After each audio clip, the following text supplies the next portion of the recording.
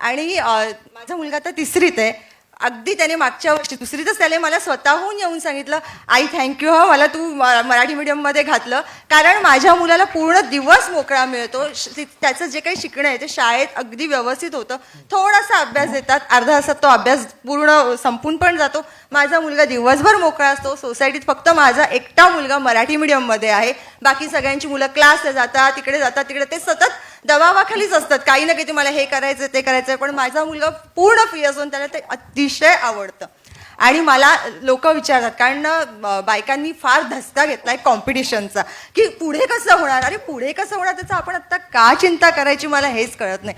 आणि मला असं वाटतं आपण जेव्हा आपली मुलं जन्माला घालतो त्यावेळेला त्यांना कुठल्या तरी रेसमध्ये घालायचंय या विचाराने आपण जन्माला घालतो का, तर मग तो मुलगा जन्माला आला तर त्याला त्याचं वागू दे, त्याचा एक वेगळा प्रवास आहे, तो त्याचा वेगळा त्याला प्रवास करू दे.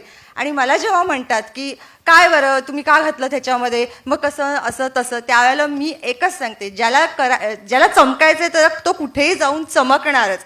आता माझ्या घरातलंच उदाहरण आहे. माझी बहीण आहे जी कोकणातल्या अतिशय छोटंसं खेडेगाव, म्हणजे तुमची झकपक शाळा नाही, काही मॉडर्न काहीच नाही, तिथे पत्र्याची शाळा, अक्षरशः पाणी नाही, काही नाही, खूप छोटंसं खेडेगाव. तिथून ती अगदी मराठी शाळेमध्ये सगळे विषय मराठी, तिथे सगळं पूर्ण करून ती लंडनला स्वकर्तृत्वावर जाऊन आली 2 वेळा.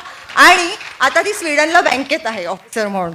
तर त्याच्यामुळे असा काही प्रश्नच नाही, ज्याला जायचंय पुढे तो जाणार. त्याच्यासाठी माध्यमाचं काही मला असं वाटतं की गरज नाहीये. तुम्ही त्याला छान आनंदी शिक्षण द्या, एवढं फार महत्वाचं आहे.